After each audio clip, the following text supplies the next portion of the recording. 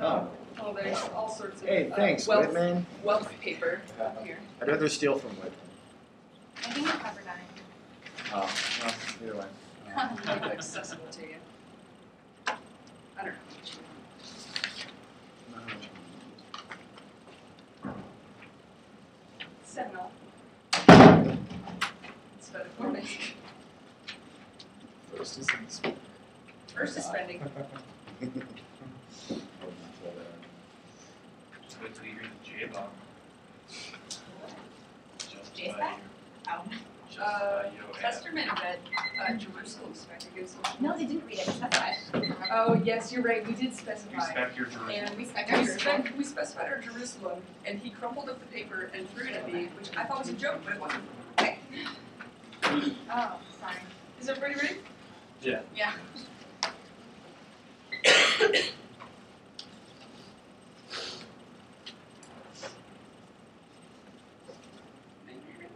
Yes. Plan the United States federal government to airdrop 500 tons of food aid to rebel-held areas in the Nuba Mountain region in Sudan. Again, the United States federal government should airdrop 500 tons of food aid to rebel-held areas in the Nuba Mountain region in Sudan. There's your copy. Advantage 1 is starvation. Harper's first argument is that the government is using weapons of mass starvation in the status quo. The President Omar al-Bashir is using these weapons in order to starve and wipe out Sudanese Christians as well as black populations. The restriction on crop planting is opposed by the persistent SAF airstrikes in South Kordofan are exacerbated by coming depleted food supplies in the coming 5-month rainy season, which indicates that there's only so long that individuals have to be able to plant the agriculture that's necessary for the next growing season. The second is food insecurity. The Famine Early Warning System Network publicly predicted that South Kordofan and the Blue Nile would reach emergency levels of food insecurity by March, which indicates that there's a very short time frame for us being able to act. The third argument is international aid is failing in the status quo. The Minister of Social Welfare, Deal, said that they would not allow UN aid because they don't comply with local government directives, and also the UN is actively opposed by the Sudanese government. The fourth argument is that the United sovereignty. First is that the U.S. is key. The U.S. Ambassador Rice on the 2nd of February said that U.S. diplomatic efforts with international aid agencies like the Enough Project are capable of getting in and giving aid. Next argument is that the U.S. is key because the U.S. has traditionally been the major supplier of food and emergency food headline in Hurricane Mitch Dunn, where we provided a bunch of food distribution when there were enormous amounts of famine in Honduras in 2008. The U.S. provided $67 million via PL 480 Title II in our emergency food aid allowance guide. Next argument is the U.S. solves hunger. In 2010, we saw changes in how the U.S. created its food aid distribution packages. We saw changes in how the food is now more ready to use. It has all sorts of fortification in it. This not only includes fortification in cereals, but also fortification in all sorts of the vegetables that they grow, which means that all the micronutrients then are capable of giving people the nutrition that they need to be able to actually get stop malnutrition are now in foods that the USAID formulates to be able to distribute within these packages. We also changed the coloring of the packages. This is particularly important because the packages that we used to drop, that other agencies drop, every single other agency drops these bright yellow packages that look very recognizable. However, these yellow packages look like they contain weapons because C4 is packaged in the exact same size and shape as well as canary yellow color packaging. The US AID saw that this was a problem, and because they're labeled with a bunch of English writing that nobody would pick them up because they thought they were bombs. The USAID has been the only organization that's capable of recognizing this is problematic and changing the coloring to red. Next argument is USAID is key. Sudan's largest food aid donor since 2004 and gives $30 million in multi-year food aid development program, almost $680 million in emergency food aid total, and it succeeded in providing service for displaced people. Like an example is Darfur. I also provided food security, and is their top priority, which means that they have the best logistics and know how to deliver food aid and prevent theft. Their argument is not only the U.S. has allowed the Sudanese government open up hostility towards international intervention and Chinese geopolitics, which keeps other actors out of the region in order to keep their economic resources secure, and other actors also risk corruption and theft and attract violence. And the U.S. has already allowed Sudan, which means that it would just say no to other countries, which means that Sudan would just say no to other countries that are malicious to stop other aid distributions, or China would block China would block other countries. Next argument is there's no attacks in the world of the 20th because the U.S. would not allow other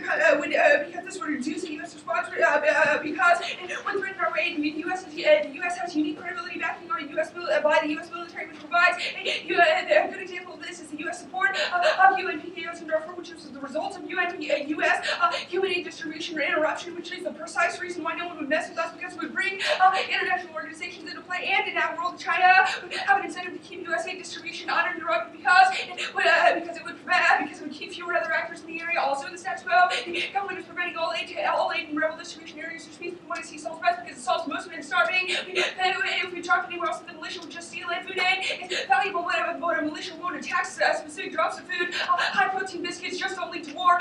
Additionally, in 2004, Darfur, and also Darfur, Somalia, Afghanistan, Honduras, I wrote one down on here.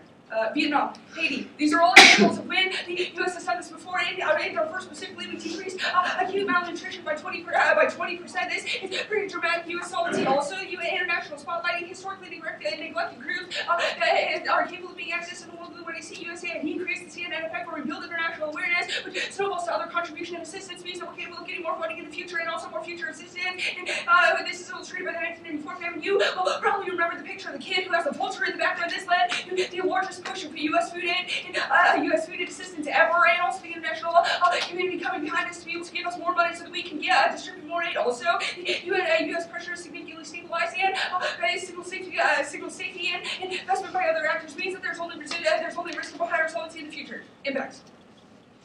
When individuals don't have access to resources because they're held because the resources are held away from them based on their ethnic identity or their religious affiliation, this is particularly problematic. Justifies the mentality of genocide, where you distinguish a part of the population as not worthy of receiving even the most basic nutrients that necessary for survival. We think that this sort of starvation and this sort of deliberate genocide is particularly problematic, and it justifies infinite amounts of violence in worlds where we're capable of justifying that entire sector of the population should not be able to access certain portions of food. The U.S. is capable of reversing this mentality by saying that individuals are worthy of being able to survive. We think that this is particularly important and will outweigh any residual impact. You prefer cyclical impacts because not being able to access food means that you are incapable of escaping things like poverty. Cyclical poverty affects several generations, which indicate that it has the most residual impact, which means that it has the highest magnitude impact within the debate. Also, there are lots of things that complicate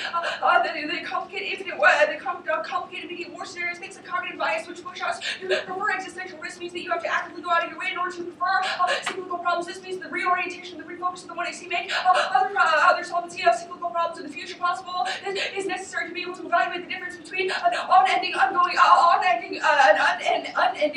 war against people who are experiencing structural violence right now. Military conflict only kills so many people, but the ongoing conflict and poverty kills more people every year than nuclear war.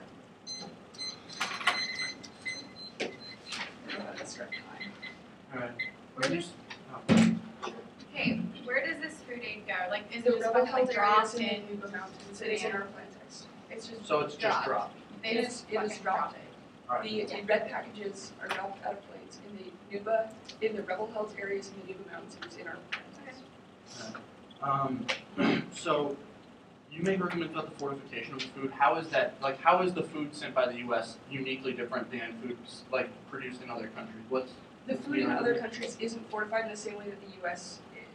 food is.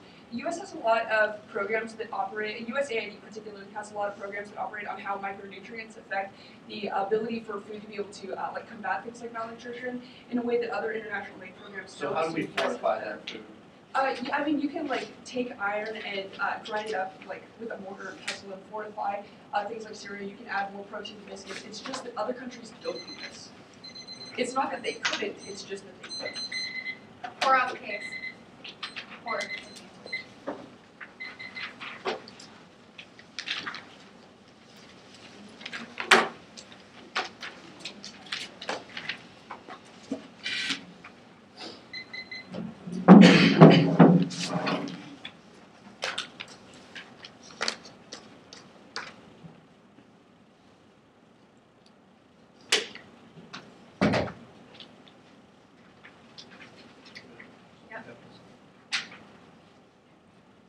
everybody ready? I need that.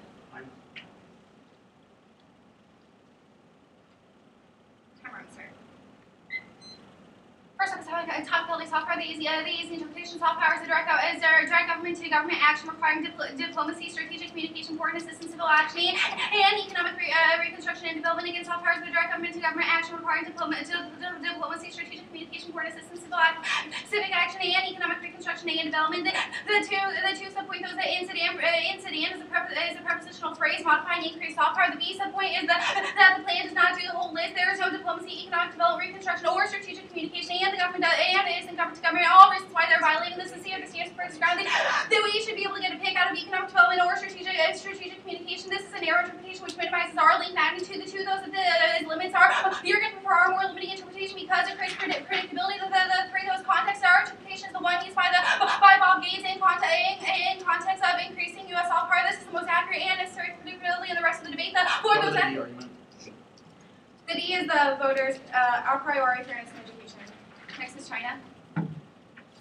Is unique as China controls North Africa. Now the first is that China began investing in North Africa for resources, and North Africa sought out help to solve their unemployment problem. The two of those that China worked with multiple countries like Algeria and Egypt to create multiple field jobs. The three of those that increased Chinese trade meant that North Africa focused their education on technology and digital trade. The four of those China specifically became heavily invested in countries that the United States doesn't have relations with. This implies that these trades since 1996. The fifth that the United States doesn't have hope for democracy promotion. You can look towards Libya, where we just kind of step back when they failed to say additionally that we don't know how to interact with Egypt anymore. All indications why we don't do this system so is that China has a propensity to backlash. This was seen when NATO changed Libya from helping the civilians for the regime change, put China on edge. We used to point out that the plan promotes democracy in North Africa first, so is that it directly promotes democracy in the region by helping the rebels. This is a direct challenge to China. The two of those that this establishes West in North Africa by giving them this food aid. This is also seen as a direct challenge. Through those assumptions that the West is democracy is key to stopping the impacts of the plan brings the criticism of China saying that the East is doing it fucking wrong. Before those, the democracy promotion will lead to backlash from China. This was seen with the UN and the Organization for Security and Cooperation in Europe pushed for democracy and human rights in Egypt. China viewed this as a threat to the logistics of the government. Excuse me, internally. This will lead to a China backlash. First, China and the United States try to decide if each other is a risk to their growth. This is seen as the United States moving into their sphere of influence. Big fuck you to China. For two, those North Africa falls into what is called China's fourth ring, which is a region of allies and economic access key to the resources. This is seen as direct threat and seen as the same as direct soil attack. The three of those China will not risk direct conflict. Instead, they'll engage in proxy war. China ranked third in weapons sales to Africa and supplies to Sudan, Egypt, and Nigeria with armored vehicles, aircraft, and Jamie implemented either proxy wars. You can look for the Chicago Islands, a unique hotspot for conflict. China. These kind of proxy wars would always happen. In addition, the Middle East is completely unstable. Probably all reasons why proxy wars would happen. This would inevitably lead to great power stepping in and lead to a nuclear holocaust. Next is coaching. Next is what? Coaching. Oh. A subpoint the Department of State is focusing on stopping poaching in Africa. The first was in November of 2012. Clinton started a new program to combat wildlife poaching in Africa and the rest of the world. The two subpoint was that she said that the United States, U.S. will reach out to leaders to reach a consensus on poaching, on protection and strengthening laws. Third, those organized crime gangs in Africa kill tens of thousands of elephants a year. Specifically, there's a bloody incursion into the wildlife reserve in Africa where 300 elephants were killed, which is 80% of the area population. The B subpoint those is the links. The first the State Department has limited resources and time. The plan, which is the focus on broad democracy, distracts from this, especially poaching efforts. The two of those, even if Africa concedes that, even the affirmative concedes that the affirmative is a new strategy of diplomatic cooperation between the United States and Africa, which is a hands-off approach, and encourages countries to make their own decisions on things. So it makes diplomatic pressure impossible in the context of poaching. Excuse me, impacts. This space wildlife protection is a unique training ground for good governance and law enforcement. The short-term development of the project of the affirmative does not solve for the long-term problem of bad governance and lack of rule of law. The two of those like killing elephants for ivory or bushmeat collapses the environment. Elephants clearing in the canopy of African rainforest, which allows the regeneration and regrowth of trees the World Wildlife Fund estimated that 1/3 of the tree species in African forests rely on the spreading of seeds through elephant digestive tracts. The three of those, the new studies found that African forests absorb billions of tons of CO2 a year. This is parallel to the Amazon rainforest. The four of those global warming. This would lead to runaway warming where species wouldn't be able to species would literally not be able to adapt. This is probably a really unique reason for extinction. It also leads to resource wars because you're not able to Next is the counter plan. The Republic of India should airdrop 500 tons of fortified food aid in red packages to rebel-held areas in the Nuba Mountain region in Sudan. First competition, the person that benefits there, it's not the State Department. Additionally, though, it doesn't link to China because of energy sharing laws with China. Additionally, though, they've cooperated with China in the past. Probably all reasons why it would be competitive. The next policy, though, the first is Indo-Sudanese relations historically are good. The Sudan bloc is an Indian National Defense Academy. The two, they're both former British colonies, which leads to an understanding of each other. Third, though, India has boots in Darfur, and that's all reasons why it would be possible. The fourth, those relations are always high because India has Israel and Egypt ties, and Sudan hasn't backlash. They also say other countries can fortify the food, and red is not that unique of a color. They also say other countries can fortify the food. Red isn't a unique color. On the advantage. First thing here is that Sudanese government is probably just going to take all the fucking food aid. They don't fucking like rebels. Probably the reason why they do that. Additionally, if they can't take it, they're probably just going to attack the food aid planes. Obviously, they're not a rational government right now. Hate the fucking rebels. Probably the reason why they would just bomb the fuck out of the planes initially, and that's starting here's turn. This indicates a hardline action is going to take in the future against the Sudanese government. Probably the reason why they be backlashing against us initially. Additionally, the next starting here's turn. This is seen as a strings attached position that the United States is going to give this to rebels and have strings attached to it. We want something from them after. Always lead to the anti-American sentiment. The next starting here's turn. This would always lead to terrorism in the area. It's seen as the United States putting Western ideologies into this region. Always spurs more terrorism and anti-American sentiment, which is always really bad. You can look towards the 9/11 led to a decade-long conflict in the Middle East. All reasons why billions of people die in the process. Next here's no link. Obviously, they're not getting the food aid that we're giving them now. It probably means that they're not going to get it later. All reasons why none of your impacts would be ever be able to happen. Additionally, the argument here's a counterclaim hosting to solve this because India is going to get allowed and they have historical good relations. And China would be pissed off if they're doing this. Additionally, though, you already hear about PKOs in Darfur probably never worked. You can look towards PKOs and UN troops never did anything in Darfur because they're too afraid to step in. Additionally, the counterpart is always going to resolve anything about China allowing USA. They already have relations with India. Probably all resolves this issue. Additionally, the next in turn, you create a World War scenario where they're just going to attack the food aid like they did in World War I and World War II, all indicating that this is not going to happen. Additionally, though, you see the United States is going to pressure stability. You don't give any awards as why we're going to pressure stability or any analysis how we're going to pressure. Probably it resolves this on the attack page. On the attacks. You know, for genocide and all forms, probably the reason why your impacts is relevant to states around. Additionally, you don't have any modeling arguments saying that we're saying that genocide wrong. Probably means it's always going to re-entrench itself in society. Additionally, you don't solve with the ideology of people. Probably the reason why we're never going to solve. Additionally, the United States funds with our citizens. Probably the reason why we're not good for globalizing our stance on genocide.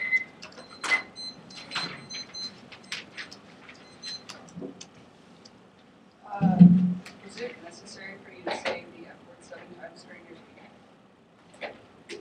This comes out.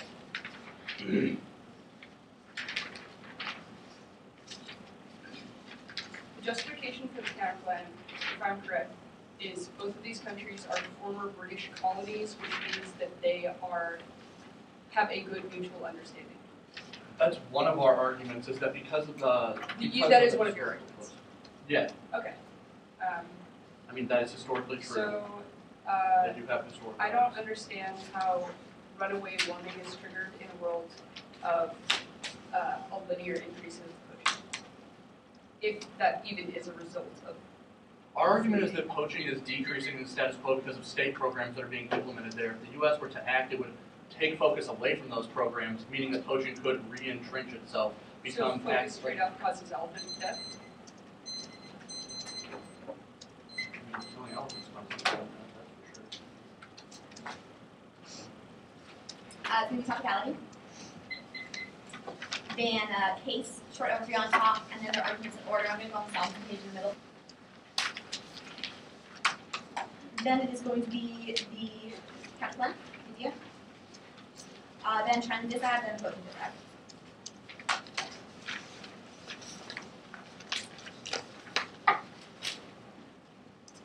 Anyone not ready? We're good.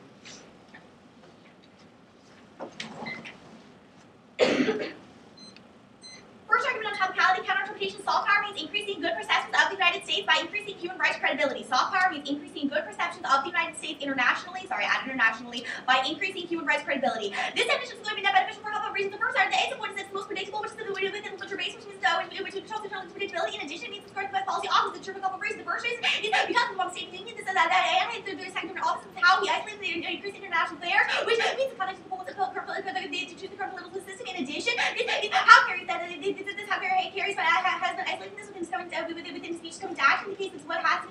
right now. The visa point is that this is the definition that limits the most best limits to one self factors for the one I see, which is unique to keep, which allows both teams to have stable ground, and it's multiple within the race. This means that you get we get something good, you get a bad. The next argument is that we say that human rights citation is unique and good because it allows us to understand how wars are bounded into single event.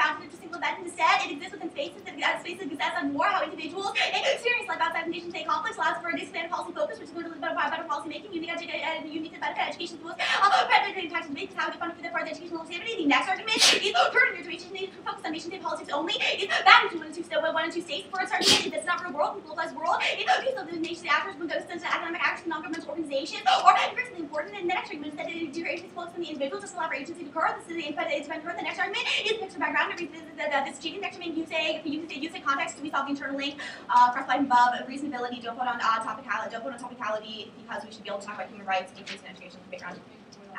Take them on all their standards. Overview. Argument is uniquely saying that our thing that's solving the specific instance of the specific starvation genocide happening in South is happening in the new boundaries of this is uniquely important. It is uniquely important. Going to line by line. B say using students to take food across lines directions, rebel head territories exist in the world of status quo, which means they're not going to be able to get half the back is the attack. The food in place. First means that the United States has an airplane technology that decreases that goes under stealth radar, which means they're not going to be able to attack the plane. The North technology, not even China has technology to be able to fly this radar. The next thing we say hardliner action is bad anti-US sentiment. First argument is not unique. Hardliner actions occur within the world status quo. Anti-terrorism is increasing across the arguments from Mali. I didn't make this already. Arguments from Mali indicates that the terrorism is increasing the status quo. Anti-US sentiment already action. In addition, we think the United States increasing aid for human rights is always going to decrease reception. The United States is only being focused on military action, which is going to decrease terrorism. The next argument states that they'll do it now. Apply this because the United States is willing to drop aid and they're not letting individuals into the region and the way. You say India is allowed to do this. So I'm going to get a Solomon page. You say the family resolves this. We'll get to that later. You say the attack food aid. Yeah, will you answer Instana's strings attached? Oh, it's strings attached. You said the strings attached. We articulate that because we're dropping the food, this isn't necessarily entering negotiations. Unique in terms of lake, which means we're not having any future involvement within the region. So make sure that it'll starve it. In the meantime, so they continue to fight for what they believe in. Something. Oh, sorry, you don't have a major there right now. First thing we want to solve debate is the food in emergencies. Also, the food in emergencies also does to like the United States keep because also be time frame deficit and can't get food right now, which means enough meal plan in terms of rainy season because it doesn't have the technology to raise the food, but the more accessible is going to be a benefit to the kind of plan. Next argument, one is that the United States 2010 hunger policy stuff like that. Next argument was the USA has been large donors since 2004 and indicate the word uniquely key to the stability of the region and to factory needs doesn't allow for regional stability because people don't understand how it's going to proceed with in the future since no investment happens within the region and people don't perceive it. This means that no future aid occurs. In addition, it means that they're unable to get back in order to be able to solve the conflict and when this happens in the region, it means economic decline, increases poverty, and stability which turns into disadvantages. The next argument I want is the China's the one advocating of the region because the United States is enough talent already and they take one of the regions of the increasing their soft power plus Chinese backlash against them, which is more dangerous than we kind of back against them. It's more dangerous because China has the military ability to be able to attack the original military ability to attack the United States, possibly the argument about the airplane technology. We say that it's going to be next argument I want is cross-by Darfur argument, Somalia argument. We're the only country that's been able to do this in the past. We drop aid, no empirical solvency for kind of plan. Impacts. You say you're not capable of solving for genocide within law, so we articulate the subject one instance to uniquely keep it allows us to understand and create a new type of political vision which allows for future problems to be perceived in different ways and for new solutions to be created. Or you say that they were simply rejected from you as and we say that we're simply doing bad things to the citizens. We're articulating the objective of the day, so we want to provide answers is uniquely bad. We're allowing that we're relying for people to be able to advocate and individual agency. Counterplan, cross-applied solvency, counterplan. Cross-applied solvency arguments, these are all disadvantages to the counterplan, no solvency, time frame delay. I'll get back to this at the bottom. Oh, and the next argument is permutation, do both. Permutation shields relate to the disadvantages. If there's a risk that India doesn't get perceived, it means China will be the United States India acting together, it's not being perceived as well, and it means the United States will focusing on poaching in addition to whatever else they're doing now. Permutation is the best part. China, is that? First time was not unique. You see the transfer to North African region now completed arguments in the case of it, since the United States has been the biggest influence in the region since 2004, specifically in Sudan, where the biggest international aid sources to aid them, basically military support, which is support to indicate that this is a new change of technology. Technology also seems to be non-unique. The next argument is non-unique. China isn't focusing on North Africa. They're focusing on increasing the power within the Asian region because they see that they have to see it's uniquely key to being able to put this in Congo Islands to be able to fight against Japan, as well as having strong relationships with Taiwan, which they can use keep the national identity and doing this. We say military training just as non-unique on the level a little bit. First argument is no link. We said for us no given the does. Yes. First argument, our act does not take a stance on democracy position. The next argument is. Next argument is uses direct challenge within the next argument is link term doesn't get perceived. China, no link, not democracy promotion, no link. It's already happening with the world status quo, no link uniqueness. The next argument is link term. We articulate that China is interested in North Africa for reasons of oil technology. We say the United States is going to be uniquely key to stabilize the region, line for oil investment. Happening with the world status quo. Right now, there's numerous around the region, the oil-rich area, but they're not capable of extracting oil from it because all this fighting that's going on with the rebels and the Sudanese forces. This means no oil technology that is possible within the region status quo. Only stabilizing the region, line for investment within the oil technology there is people saw back. This makes China really happy. They're not going to go war with the United States. Internally level debate. We're trying to cross-apply the arguments that can debate from the international debate and genocide arguments. We're saying that we're controlling the internal link to violence because more people die every year because of structural violence issues and die with even low probability likelihood for nuclear war scenarios. Next argument, you say China. You next argument cross-apply the risk to grow. Okay, you say China backlash and risk to grow in the region. China's in backlash caused by the link turn, and China doesn't have the ability to backlash in the region. They're focusing their military technology in the Pacific. You say China's capable of doing proxy wars. First argument is that even if China's capable of doing proxy wars, the next thing is basic technologies within Africa, which means we're always going to have military advantage. China doesn't go out which means the United States will be able to crush them, no terminalized impact disadvantage. We're going to be able to solve the regional stability with this, so the region receives the ability of China to have relationships with corrupt governments. Nuclear war doesn't lead to extinction. We block out the sun. There are people that are still alive afterwards. Poaching.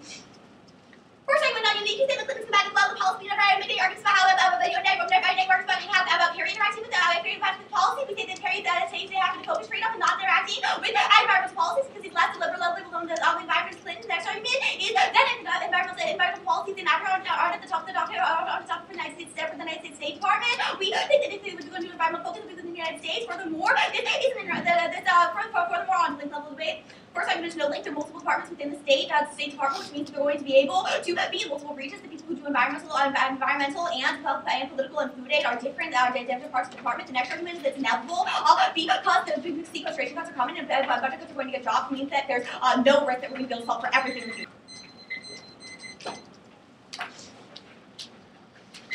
Alright, you make the argument about how your interpretation would increase policy education because of existing spaces. What is this argument? Sorry, which argument? Well, we exist in certain spaces, which increases our policy education, the individual. Yeah, Megan's argument. Is this the boundary of war event or the agency? Oh, yeah, so right now we can only conceptualize war as happening between nation states. Violence is something that happens when one country declares war on another country, but this isn't true. Violence is happening every day outside of these spaces, and the problem is that our political system doesn't allow us to focus on it, which is why these things continue to happen, and which is why regions become unstable, and then war becomes inevitable, because the regions are unstable. Right. It's the exact impact that you're trying to get at. Okay. How does that lead to better policy education? This is about topicality. The argument on topicality is that understanding the way in which global politics functions in the status quo is that non-governmental actors, such as NGOs as well as economic institutions, have the capacity to influence policy, which means that we're controlling the internal links, better education within the background for policy role implications as well as critical arguments. Okay, cool. Topicality?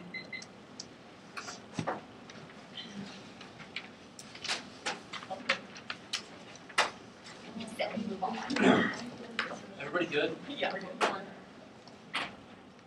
First step, extend the second part of our interpretation that in Sudan is a prepositional phrase modifying increased soft power means we have a number of dissents to your interpretation, which increases internationally, which is the reason why you would be a human rights credibility, which is an indication you have massive extra topical advantages in this instance, but also get access to solvency arguments that would narrow our ability to generate link magnitude. You're conceding standard arguments that indicate your interpretation narrows our link magnitude massively because it creates an ability for you to say we create a framework for discussion, which you don't do because you don't engage in diplomacy, but you can leverage this against us. All right.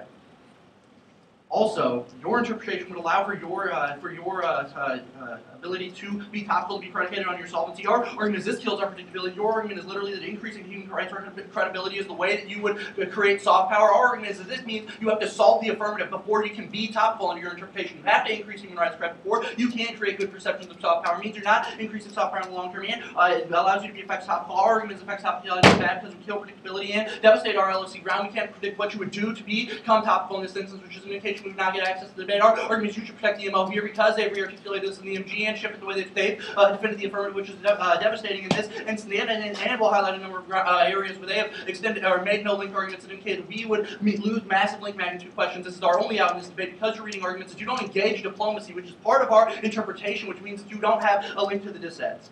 I'll extend those arguments now. On China, you say there's no democracy promotion in the affirmative.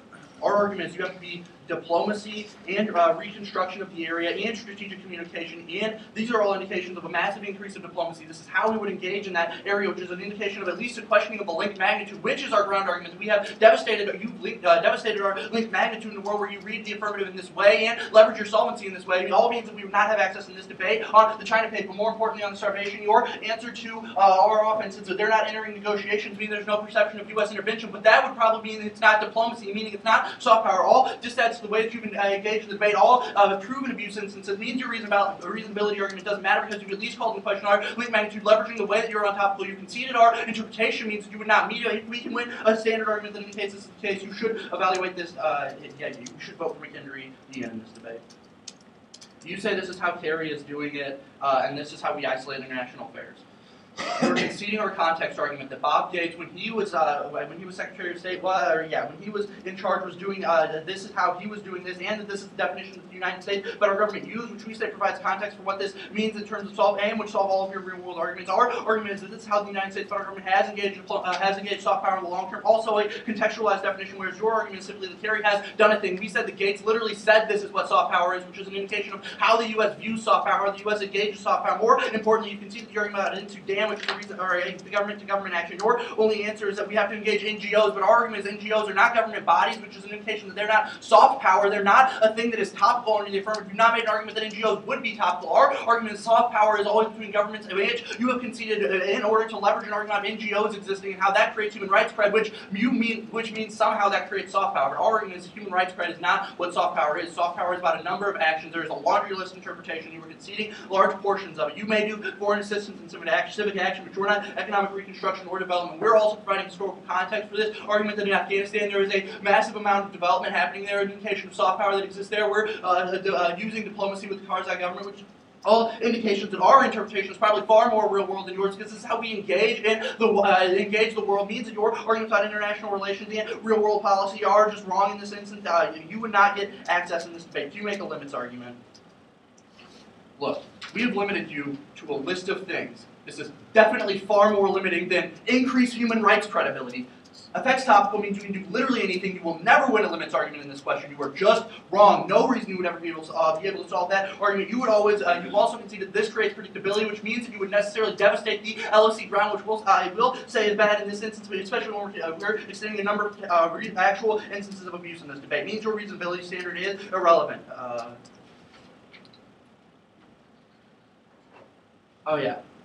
You justify your effects topicality by saying human rights is how we engage in the SWO and the NGO arguments, and also that we are trying to support our soft power via the human rights credibility.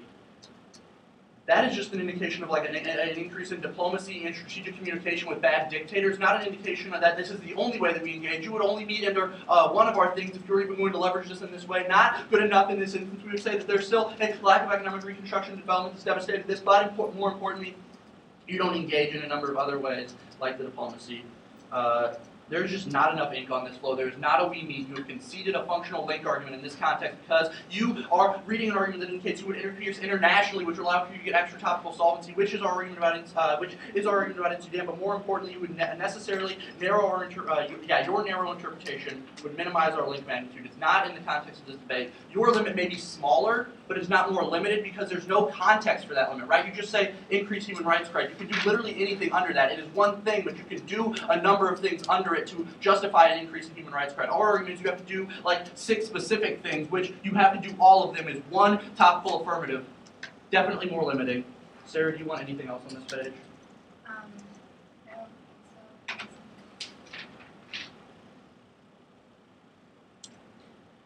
No. Oh, you say the focus on one or two states is not real world. Our argument is this is exactly real world. It's bilateral agreements is how the world works, but also when it comes to soft power, it's always government to government, which is an indication, sure, not going to get access to this argument. If this is how Bob Gates thinks the world works, it probably is. If the U.S. is engaging the world in this way, this is the definition the U.S. uses. We are certainly going to win an argument that it is focused on one or two states. There's no impact of this argument, regardless if it is a game. There's not going to be an impact from the affirmative. You'll not leverage a reason why our rhetoric is bad on this page. You're not going to get access to an argument like that. Yeah, that's fine. You're going to have an overview that you can flow. Before you start, I have never had to pee so bad in my life. I will be right back. Good.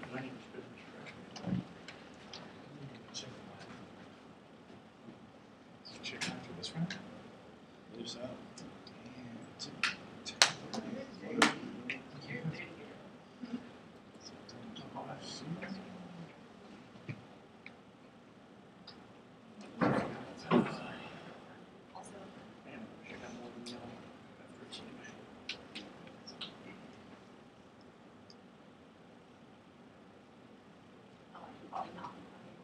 Thanks, And, man. What?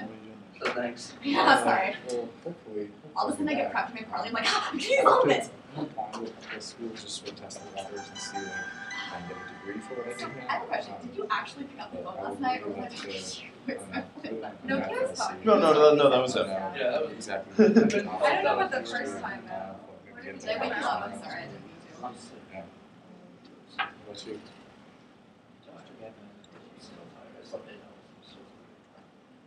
Then you should have 3 hours now. If you were going to be tired anyway, you may as well. I was hoping I wouldn't be tired. Let's do this. Sorry. So an overview that you're going to flow, and then talk, and then EAs.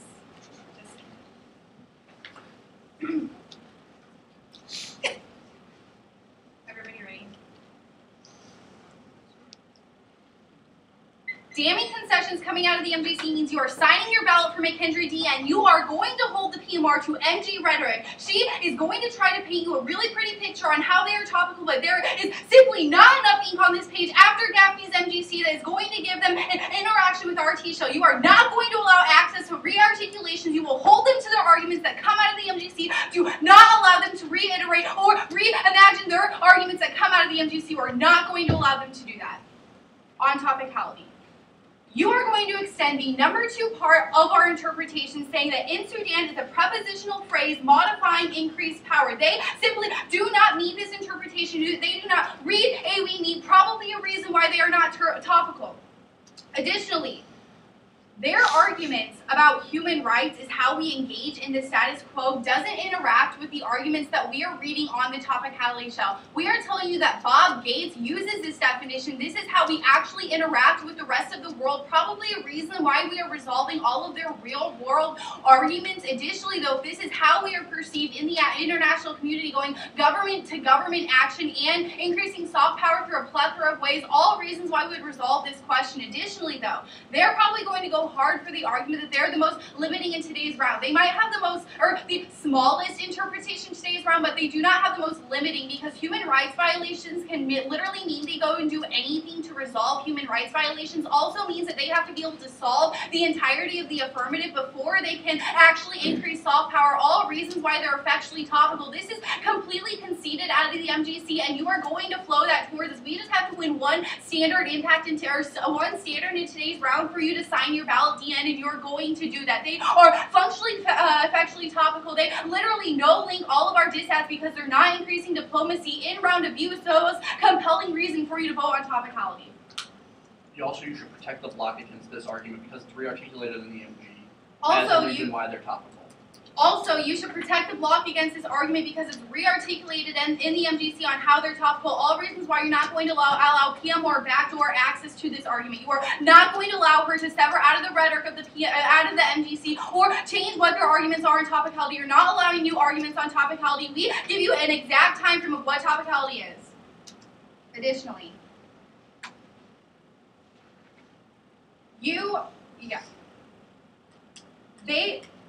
potential abuse, or no, Real or in-round abuse is going to be the most compelling reason for you to vote on topicality. They literally no-link all of our diss ads saying that they're not increasing diplomacy. All reasons why you'd be voting on topicality. There's literally no ground access. They also concede the argument telling you that this, our interpretation increases predictability and is the only way for us to generate any kind of link or ground in today's round. That all of our ground comes out of the PMC. All reasons why you're going to be preferring this on this. What else? That's it.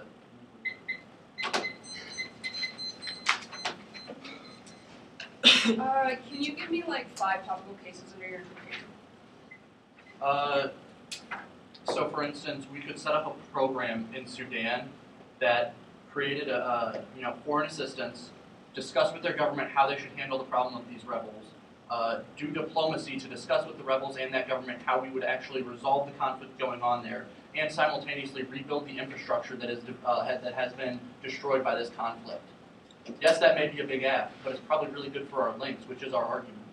Okay, so it is better for your links to cut us off at the knees and force us to defend only one possible affirmative option. It is better for you to have 100%. I mean, there are multiple ways to do the thing that I just described. No, you just said there is one topical app under our interpretation. That is your limits argument. That app is broad, right? Like, there would be a That broad app app is that does. enormous. It is not broad in scope of possibilities. That app does a lot of things. It does not give you the option to do several things. Okay. Yeah.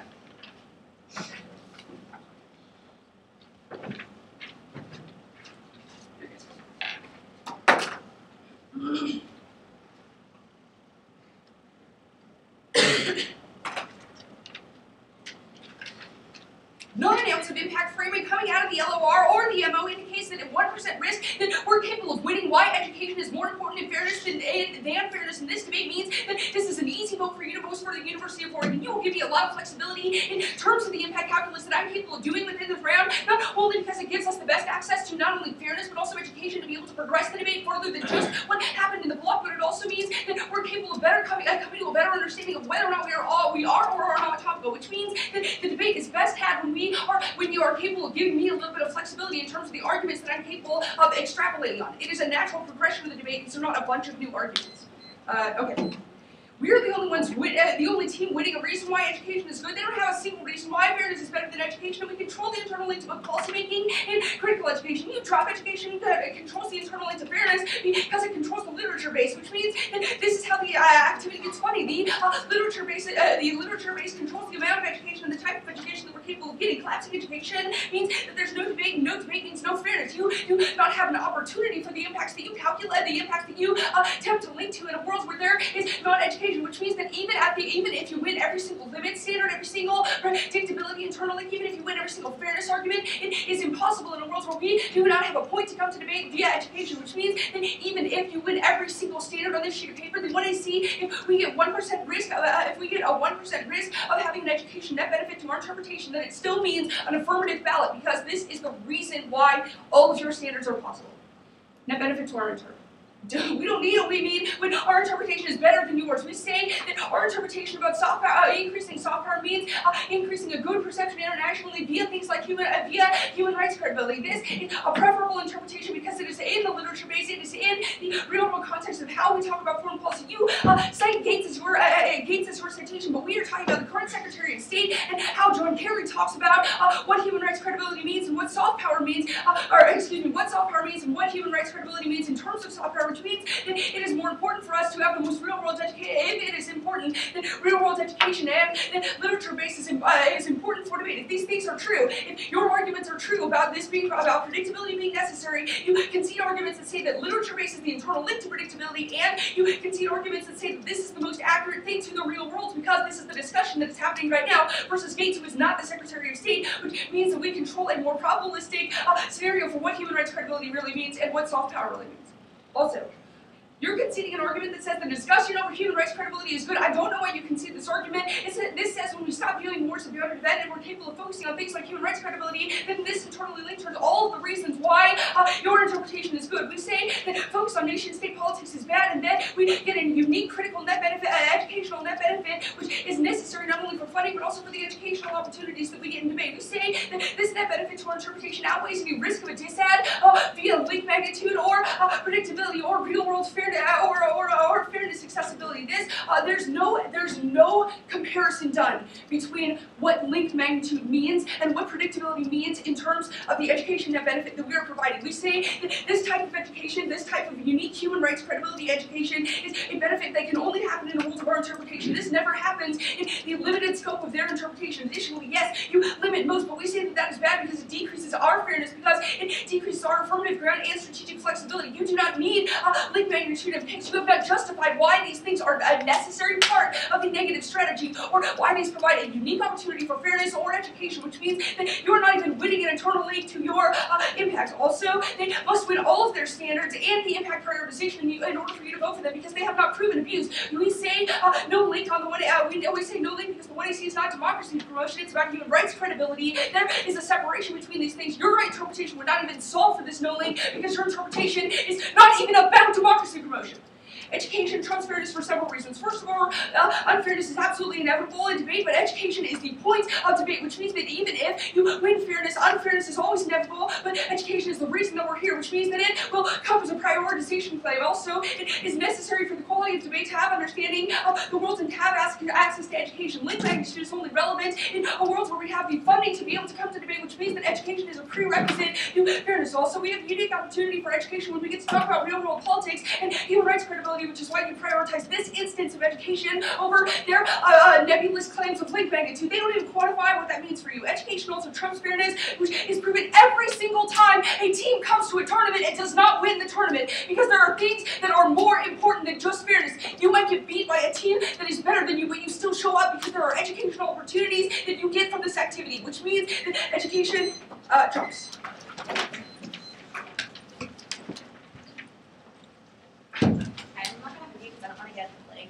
But I'll give him 100 this though. I'm sorry, last year I got the blue. I've been sick since like a week before marathon. So. Oh,